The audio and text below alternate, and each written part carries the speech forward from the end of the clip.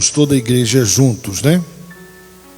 Abra sua Bíblia no Evangelho de João, no capítulo 17. Evangelho de João, capítulo 17. A oração sacerdotal de Jesus, né?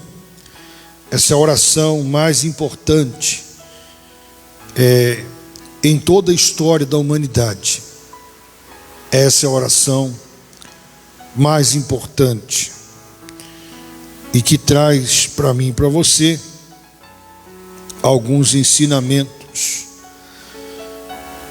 E nós vamos meditar aqui. É um pouco extenso esse capítulo 17, né? Ele é composto por 26 versículos. Então, de uma forma resumida, sem estragar, né, o texto, nós vamos resumir ele para a minha vida e para a sua vida. Aqui Jesus estava no cenáculo, e se você ler um capítulo anterior, depois, não agora, você vai ver que Jesus vinha falando para os discípulos tudo aquilo que eles enfrentariam, continuariam enfrentando na sua ausência, mas que ele teria que ir para que o Consolador viesse, e também falou a eles muito acerca do Pai.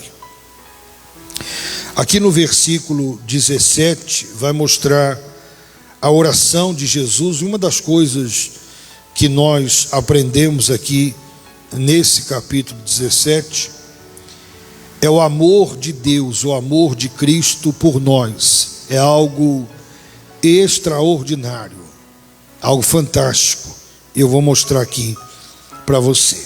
Jesus estava, repito, no cenáculo. Olha o que ele diz: tendo Jesus falado estas coisas, levantou os olhos ao céu e disse: Pai, é chegada a hora, glorifica a teu Filho, para que o teu Filho te glorifique a ti, assim como lhe conferiste autoridade sobre toda a carne, a fim de que ele conceda a vida eterna a todos os que lhe deste. E a vida eterna é esta: que te conheçam a ti, o único Deus verdadeiro, e a Jesus Cristo, a quem enviaste. Eu te glorifiquei na terra, consumando a obra que me confiaste para fazer. E agora glorifica-me, ó Pai, contigo mesmo, com a glória que eu tive junto de ti, antes que houvesse mundo. Preste atenção nessas primeiras palavras de Jesus, porque até o versículo 5, ele está orando por ele, e ele está agradecendo a Deus, ao Pai, por aquilo que lhe confiou nas mãos, a missão que ele tinha de vir aqui. E o texto aqui no versículo 5 é bem claro e mostra que Jesus, ele não foi criado, ele já existia junto do Pai, ele já estava na glória antes de vir aqui sofrer. Contudo, o propósito de Deus era esse, era a única forma de salvar a humanidade no sentido daqueles que creem, que se arrependem dos seus pecados e aceitam o Senhor Jesus. Então ele veio, o Verbo se fez carne, encarnou, habitou entre os homens, e agora teria que suportar a cruz, seria castigado naquela cruz, porque lá no livro de Isaías 53 diz: o castigo que nos traz a paz estava sobre ele, e pelas suas pisaduras nós fomos sarados. Então ele estava a caminho da cruz, ele seria crucificado, ele seria morto por minha causa e por sua causa. E tudo isso ele suportou por mim, por você, e para cumprir, sobretudo, a vontade de Deus, a vontade do Pai. No versículo 2 diz assim: assim como lhe conferiste autoridade sobre toda a carne, a fim de que ele conceda, preste atenção nisso aqui, a vida eterna a todos os que lhe deste. Aqui há uma verdade crucial para mim e para você. Mostra que Jesus, ele é o único que pode conceder vida eterna. Não foi conferido isso a ninguém, a nenhum pastor, a nenhum líder, a nenhuma igreja, a nenhuma denominação. Isso foi conferido a Jesus. Jesus é o único que pode dar, conceder vida eterna. Nenhum outro pode conceder vida eterna a não ser o Senhor Jesus. No versículo 3, ele diz: e a vida eterna é esta, que te conheçam a ti, olha só, o único Deus verdadeiro, e a Jesus Cristo a quem enviaste. A vida eterna é esta, que te conheçam a ti como verdadeiro Deus. Uma outra verdade aqui importante para mim e para você: nenhum outro conhecimento acadêmico, ou mesmo teológico, ou qualquer outro conhecimento, se você não conhecer a Deus, e esse conhecer aqui, ele não se refere à informação. A palavra aqui no original, ela se refere a ter experiência, a ter intimidade, a ter comunhão com Ele. É preciso ter essa comunhão, é preciso ter essa intimidade, é preciso ter esse relacionamento, é preciso ter essa certeza de que não há salvação, que não há outro Deus a não ser Ele. Ele é o verdadeiro Deus. Hoje nós vemos tantas pessoas discutirem por causa de igreja, debaterem religiões, se oporem uma às outras. Vemos o que está acontecendo lá em Israel, e isso já de longa data, as coisas que acontecem. Isso só mostra uma coisa: essas pessoas, elas não conhecem a Deus.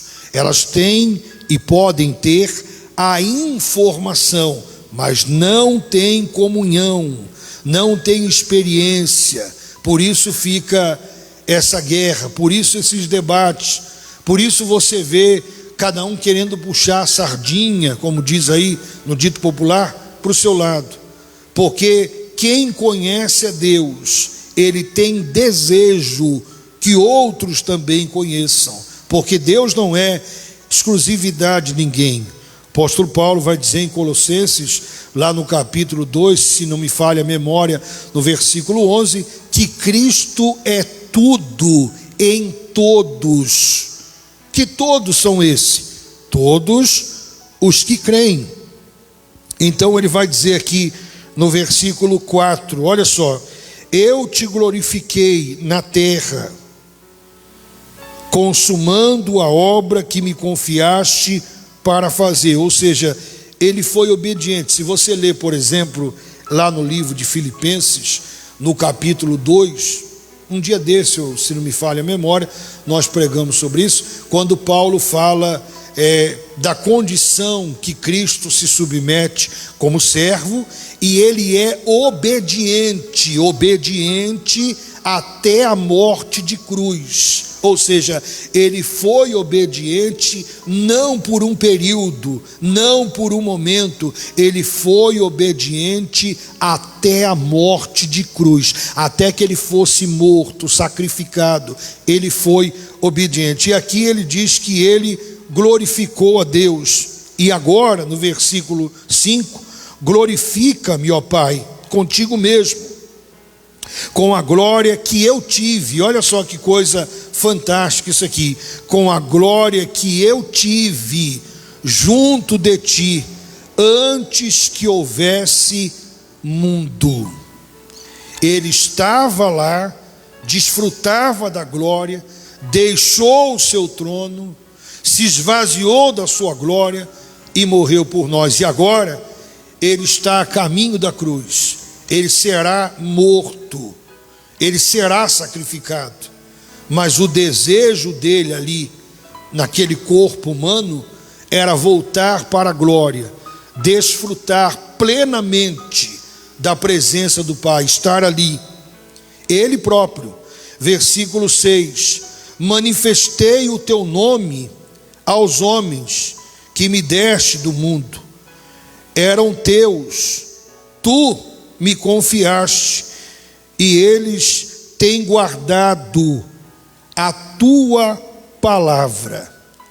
Quem são esses? Quem são esses que guardam a palavra? Quem são esses, senão aqueles que creem? Aqui agora, Jesus vai começar, até o versículo 5, ele ora por ele. Agora ele começa a orar pelos discípulos. Olha só o que ele vai dizer. Agora eles reconhecem que todas as coisas que me tens dado provêm de ti, porque eu lhes tenho transmitido as palavras que me deste. Eles receberam verdadeiramente, conheceram que saí de ti e creram que tu me enviaste. É por eles que eu rogo, não rogo pelo mundo, porque aqui esse ponto da oração é uma oração específica, um momento específico que Jesus está orando para o grupo ali de discípulos. Não oro pelo mundo, mas por aqueles que me deste, porque são teus. Ora, todas as minhas coisas são tuas, e as tuas coisas são minhas, e neles eu sou glorificado. Já não estou no mundo, mas eles continuam no mundo, ao passo que eu vou para junto de ti. Pai Santo, olha só o pedido dele agora: guarda-os em teu nome que me deste, para que eles sejam um, assim como nós. Quando eu estava com eles, guardava-os no teu nome que me deste, e protegi-os, e nenhum deles se perdeu, exceto o filho da perdição, se referindo a Judas, para que se cumprisse a Escritura. Mas agora vou para junto de ti, e isto falo no mundo, para que eles tenham o meu gozo completo em si mesmos. Eu lhes tenho dado a tua palavra, e o mundo os odiou, porque eles não são do mundo, como também eu não sou. Não peço, preste atenção nisso aqui, que os tire do mundo, e sim que os guardes do mal. Eles não são do mundo, como também eu não sou. Santifica-os na verdade, a tua palavra é a verdade. Assim como tu me enviaste ao mundo, também eu os enviei ao mundo, e a favor deles eu me santifico a mim mesmo, para que eles também sejam santificados na verdade. Agora preste atenção no versículo 20. Agora a oração se estende a todos, a mim, a você, a todos.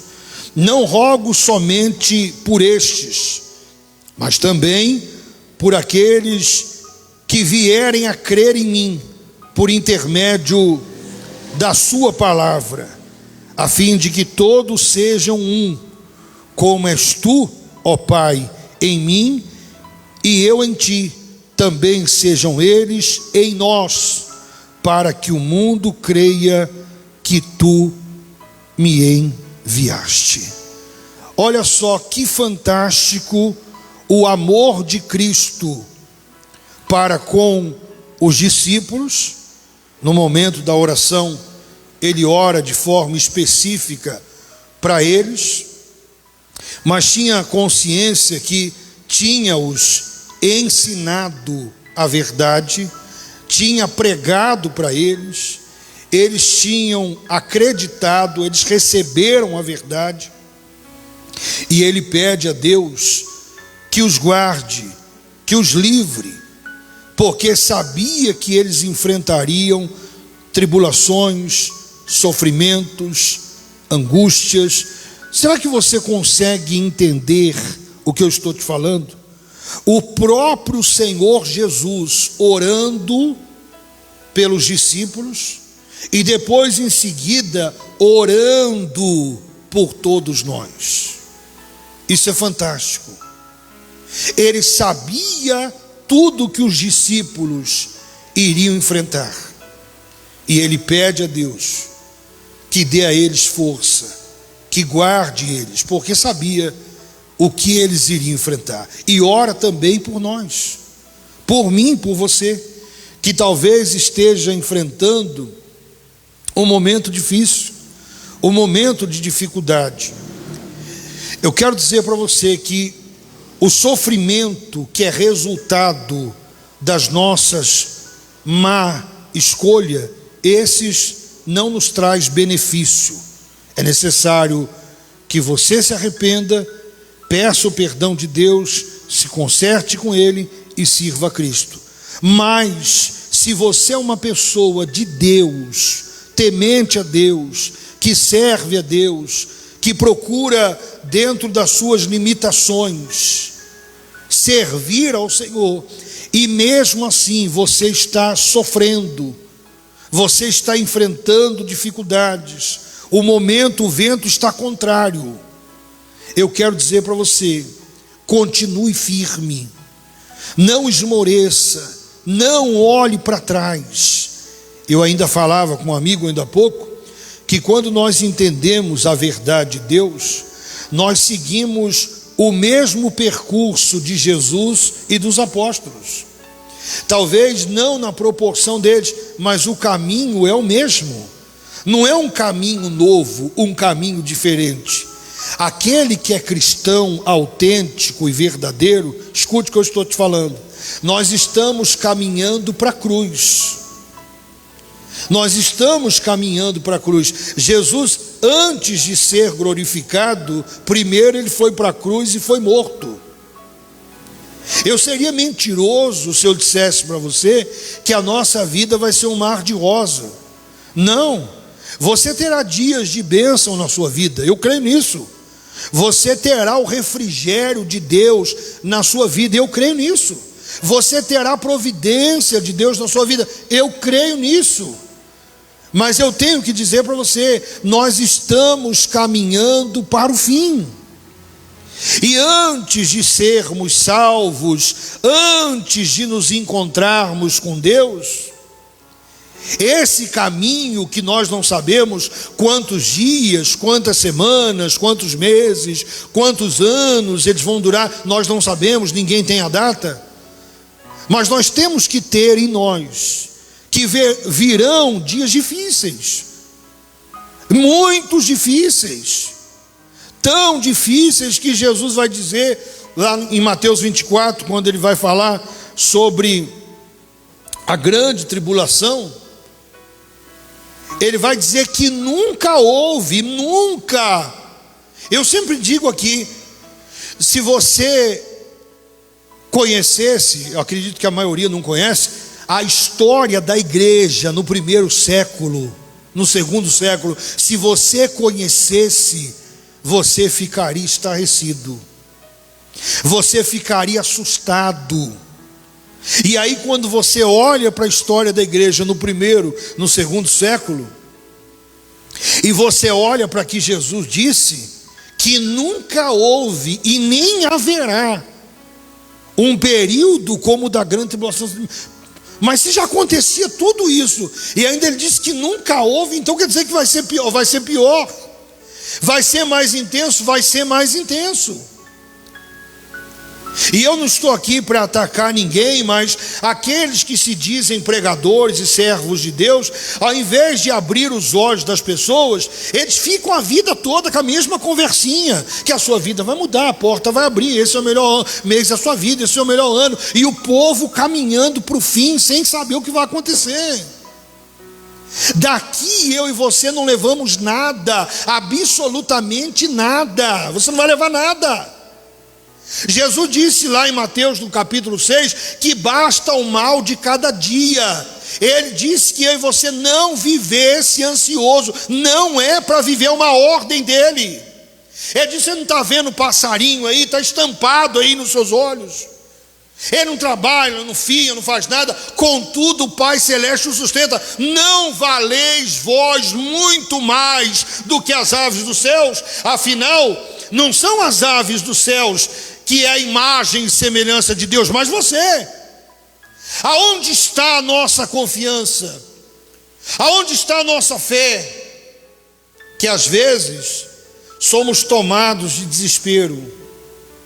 Ele diz: não, basta o mal de cada dia. Pare de ficar agendando o sofrimento. As pessoas têm esse costume. Tem gente, por exemplo, que já agendou o sofrimento da semana toda.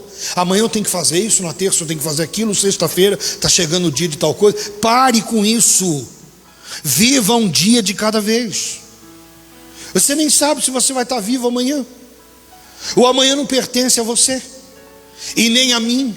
A Bíblia diz que o amanhã pertence a Deus. A Deus. Tem pessoas que fizeram projeto para hoje, mas não acordaram. Tem uns que já morreu dormindo. Tem outros que hoje vão perder a vida. Nossa, vira essa boca para lá. Não, isso acontece todo dia. A nossa vida, diz Tiago, que é como a neblina, que logo passa, como um vácuo. A oração dele pelos discípulos, de forma específica, e depois por nós: não peço que os tire do mundo. Eu sei que não tem como evitar, eles vão ter que seguir o mesmo percurso, mas que os livre do mal. E a intenção aqui de os livre do mal não é que ele não tenha problema, mas é que eles não cedam à tentação e venham apostatar, e venham desistir. Essa aqui é a colocação. Não é os livra do mal para que eles não passem por nada. Afinal de contas, todos morreram pelo viés do martírio. Veja como que eles morreram. Mas eles não perderam na morte, eles venceram. Porque mesmo em face da morte, eles não negaram, eles permaneceram. O próprio Jesus aqui diz que eles não se perderam, com exceção de Judas, que já fazia parte da profecia. A profecia teria que se cumprir. E agora ele está aqui orando, no versículo 20, por todos. Não rogo somente por estes, se referindo aos discípulos, também por aqueles que vierem a crer em mim, por intermédio da sua palavra. Como é que o apóstolo Paulo diz em Romanos 10? Que a fé vem pelo ouvir a palavra de Deus. A verdadeira fé, ela não é produzida em uma palestra motivacional, por um especialista coach, não. A fé verdadeira, genuína, ela vem pela pregação do Evangelho. Por aqueles que ouvem a verdade de Deus como ela é. Versículo 21. A fim de que todos sejam um. Como és tu, ó Pai, em mim e eu em ti, também sejam eles em nós, para que o mundo creia que tu me enviaste. Eu lhes tenho transmitido a glória que me tens dado, para que sejam um como nós os somos. Nós somos chamados para sermos parecidos com Ele.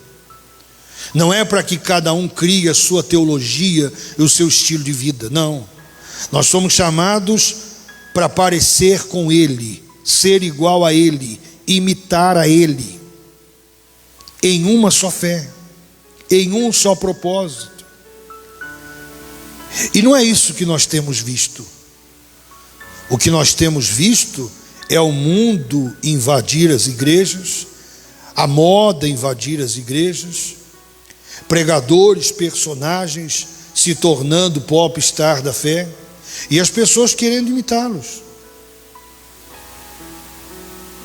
São ídolos de muitos. Não, nós temos que estar unidos com Ele, como o apóstolo Paulo disse lá em Colossenses capítulo 3, leia depois aí na sua casa, que a nossa união com Cristo muda até a nossa forma de pensar, faz com que tiremos os nossos olhos da terra e coloquemos os nossos olhos nos céus, faz com que abríssemos mão de projetos terrenos por projetos celestiais. Leia lá, Colossenses capítulo 3. Nós precisamos nos desprender desse mundo. Aonde está o seu coração, diz a Bíblia, ali está o seu tesouro. E se o seu coração estiver aqui, você está perdido, porque daqui não leva nada. Os dias são maus, nós estamos caminhando para o fim. Jesus orou por mim, por você, e a Bíblia diz que Ele intercede por nós, e o Espírito Santo também. E Ele diz mais aqui, versículo 23, eu neles e tu em mim, a fim de que sejam aperfeiçoados na unidade, para que o mundo conheça que tu me enviaste e os amaste, como também amaste a mim. Quando eu e você estamos unidos nele, ligados nele, nós somos aperfeiçoados, nós somos transformados dia após dia. A falta de maturidade espiritual em nós nos causa grandes danos. Grandes danos. Precisamos conhecê-lo. E não é conhecê-lo no sentido teórico. Precisamos ter intimidade com Ele. Precisamos nos relacionar com Ele. Ter comunhão com Ele. Escute o que eu vou te falar. A maioria das pessoas que estão nas igrejas, se dizem cristãos ou evangélicos, como queiram, são poucos ainda aqueles que de fato têm uma experiência com Deus. E não é essa experiência de rolar, pular, saltar, não é isso que eu estou dizendo. Eu me refiro à convicção, à certeza da salvação. São poucos. São poucos. Quando você olha para o comportamento, você percebe que são poucos. Nós precisamos conhecê-lo. E como é que eu o conheço? Buscando, de todo o coração. Eu falava isso com o irmão um dia desse, lá da África. Se liberte desse formalismo, dessa oração decorada. Se liberte disso aí. Abra o seu coração, fale com Cristo o que você está sentindo. Abra o seu coração, declare o seu amor a Ele. Diga com todas as palavras que você precisa dEle. Faça o que Ele disse: rasgai o coração e não as vestes. Não é as pessoas que tem que ver, não é a atenção das pessoas que você tem que chamar. Nós precisamos de Deus, nós precisamos conhecê-lo. E ele vai dizer aqui no versículo 24, olha só que coisa forte: Pai, a minha vontade é que onde eu estou estejam também comigo os que me deste, para que vejam a minha glória que me conferiste, porque me amastes antes da fundação do mundo. Pai justo, o mundo não te conheceu, eu porém te conheci, e também estes compreenderam que tu me enviaste. Eu lhe fiz conhecer o teu nome e ainda o farei conhecer, a fim de que o amor com que me amaste esteja neles e eu neles esteja. Muito forte. O desejo dele no versículo 24 é que eles estejam comigo, todos aqueles que creram e que o Senhor me deu. O meu desejo é que eles estejam comigo e que eles vejam o quanto eu fui glorificado, que eles entendam de uma vez por todas que tudo aquilo que eu passei, que tudo aquilo que aconteceu foi exatamente para que eu fosse glorificado e para a tua glória. O desejo dele, é ele que está dizendo, é que eu e você esteja com ele. Nós não podemos parar, nós não podemos olhar para trás.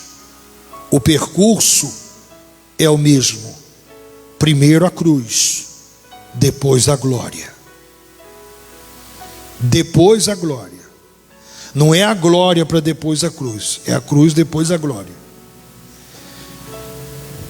Não fuja do seu chamado, não olhe para trás. O escritor de Hebreus vai dizer que Deus não tem prazer naquele que retrocede, mas naquele que continua, naquele que persevera. E essa força, ela não é sua, ela não é minha. Essa força vem do próprio Deus. Quando nos colocamos diante dele, quando somos sinceros com ele, quando desejamos ele, ele próprio nos investe dessa força.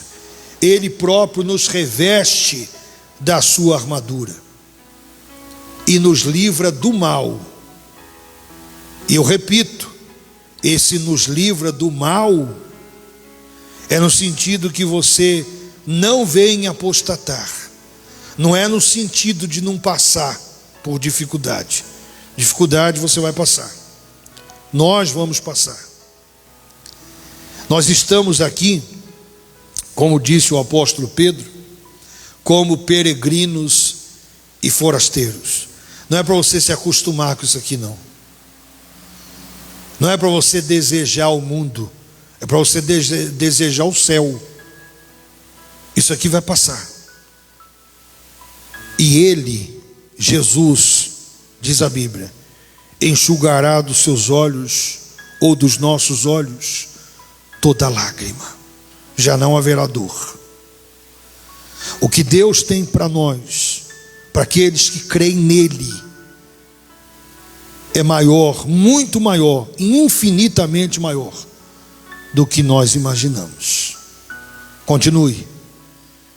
Não olhe para ninguém, não olhe para trás, Peça força a Deus. Peça para Deus te dar força, te ajudar todos os dias. Peça para Ele, para que você não olhe para trás. Vamos falar com Deus. Meu Pai, muito obrigado pela Tua palavra. O Senhor nos mostra por muitas vezes na Escritura, estando aqui, mostrando a necessidade de orar, como nos dirigirmos a Deus. O Senhor orava, aqui o Senhor estava orando no cenáculo. O Senhor ora para que os discípulos continuem na verdade, para que eles tenham forças para permanecer até o fim, porque o Senhor sabia o que esperava eles. Eles seriam mortos pelo viés do martírio, o Senhor sabia, mas eles pagaram com a vida, e mesmo assim não negaram. Mas o Senhor estende a oração e ora também por nós. Meu Deus, assim como o Senhor orou pelos discípulos e os conservou na Tua presença até o fim, o Senhor também orou por nós.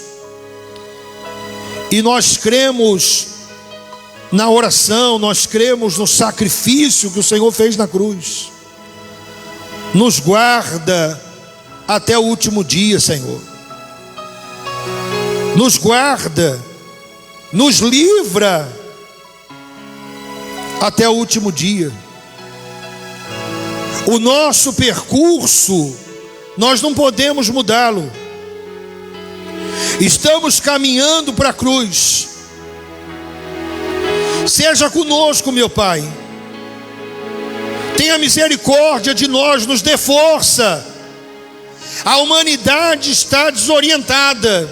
As pessoas estão ansiosas, doentes.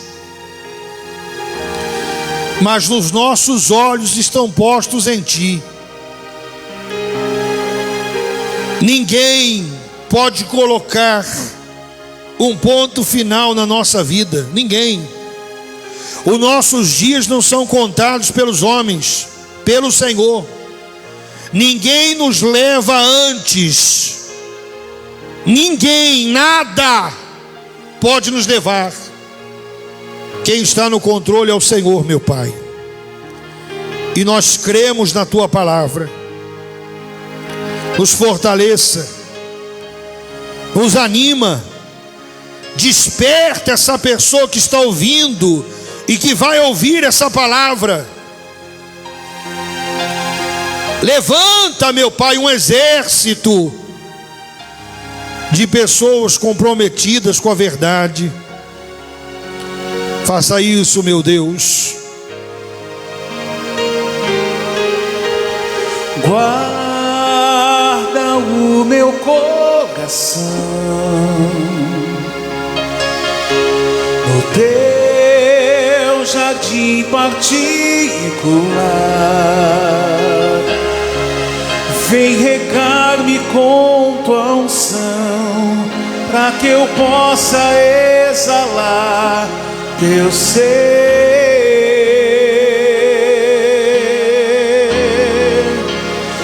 Dá-me Tuas asas para Te alcançar nos lugares altos, aonde Tu estás assentado acima de todos. Tão grande Tu és, mas mesmo assim habitas em mim. Dá-me Tuas asas, aleluia, para Te alcançar nos lugares lugares altos, aonde tu estás assentado acima de todos. Tão grande tu és, Mas mesmo assim habitas em mim. Obrigado, Senhor. Muito obrigado pelo teu amor. Muito obrigado pela tua palavra. O Senhor é o nosso Deus. O Senhor nos ajuda, nos guarda, nos livra. Muitas vezes, todos nós já pensamos em voltar atrás, em desistir, em largar tudo. Mas o Senhor estava ali nos consolando, segurando nas nossas mãos. O que seria de mim se não fosse o Senhor? Nenhum de nós temos forças em nós mesmos para suportar. Somente através de uma intervenção divina. Nos ajuda, Senhor. Não deixe essa pessoa desistir agora. Aleluia.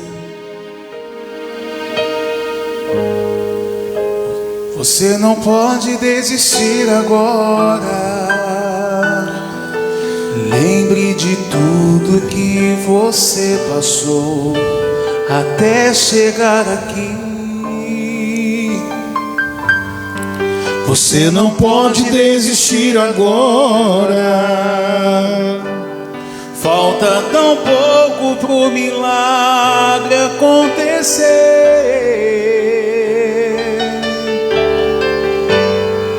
Você não pode desistir agora. O vento não pode ser mais forte que o teu Deus. Ouça o ruído das muralhas que caem. Ouça o som do mar que já se abre. Ouça um grito de derrota do gigante. Sua conquista já está por vir, mas você não pode desistir. Você não pode desistir agora. Não pare, não pare, não pare, não pare. Deus está no controle. Não pare, não pare. Deus está no controle. O Filho de Deus nasceu pra vencer. O Filho de Deus nasceu pra vencer. Não pare, não pare, não pare, não pare. Deus está no controle. Não pare, não pare. Deus está no controle. O Filho de Deus nasceu pra vencer. O Filho de Deus nasceu pra vencer. Nós te louvamos e te agradecemos por esta palavra, por esta oportunidade, Senhor, em nome do Senhor Jesus. Amém e graças a Deus. Amém. Preste atenção, você que está assistindo essa transmissão.